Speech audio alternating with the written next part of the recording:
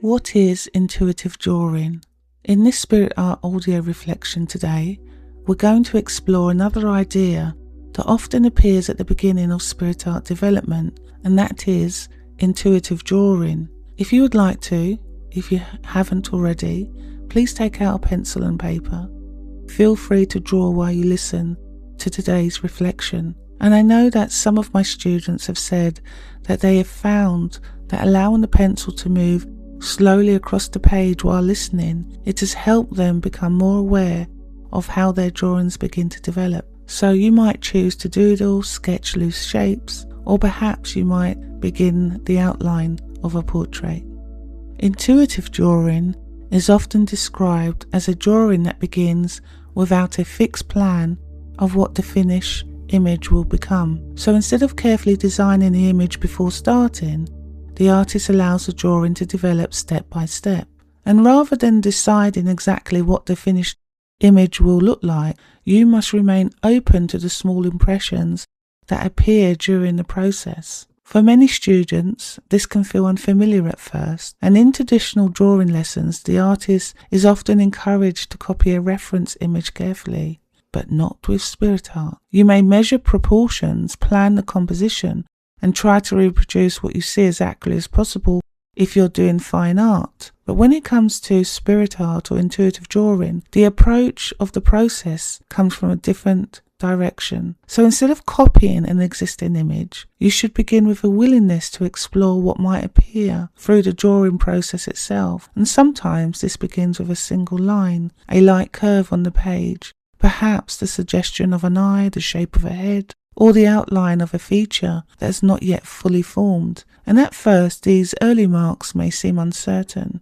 The drawing may not immediately resemble the finished face, and I know many of my students get upset with themselves because they feel the face isn't good enough. But intuitive drawing often develops in stages. One line suggests another. A shadow begins to hint at the shape of your cheek or brow, whatever part of the face you are drawing. Slowly, the drawing begins to organize itself into a more recognizable form.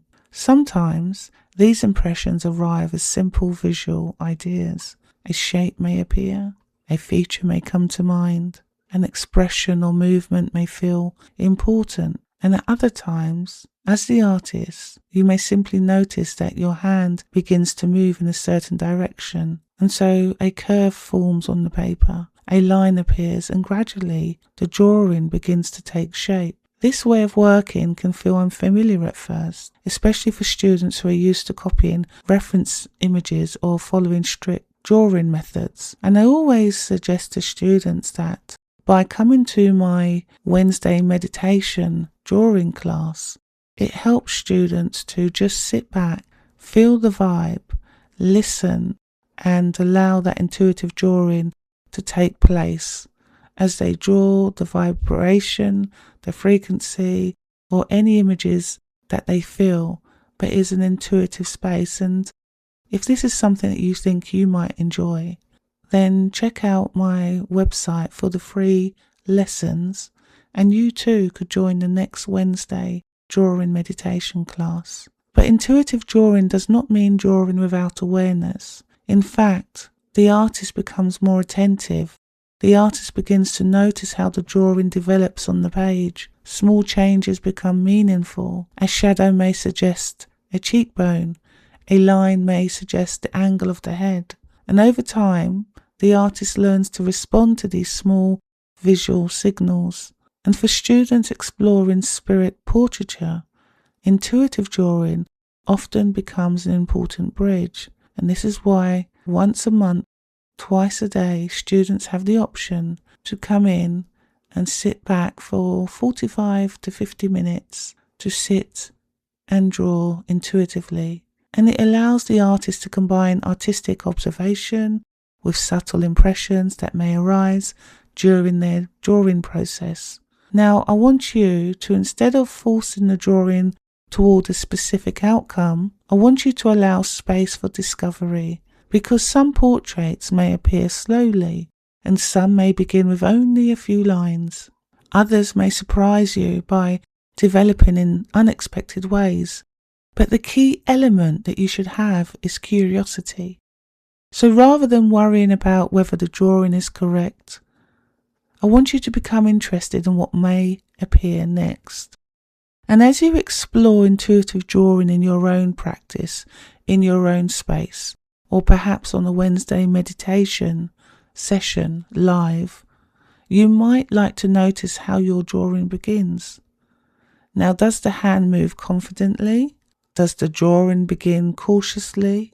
Do certain features appear before others? Something for you to consider. Now, if you have the opportunity, and if you haven't done so as yet, please leave a comment in the learning space that you might like to share what resonated most with you in today's reflection. Your observations often help other students recognise how their own creative process develops over time. And as you continue your development as a spirit artist, I want you to allow intuitive drawing to become a space of quiet exploration. And if it is something where you would like to join my Wednesday meditation classes, please see the link in the description below. Each line offers an opportunity for you to observe, discover and respond to what begins to emerge on the page. In the next reflection, we'll explore another aspect of spirit art that may support your creative journey, and we will look at where do spirit portraits come from? Because this is often a question that students ask me. They want to know, is it coming from my mind? Is it somebody else in the spirit world? How do the spirit world work through the mind? What are the work that I can do to support drawing better or connecting with spirit better? What else can I do to have a really good drawing of a face? How do I speak and draw at the same time?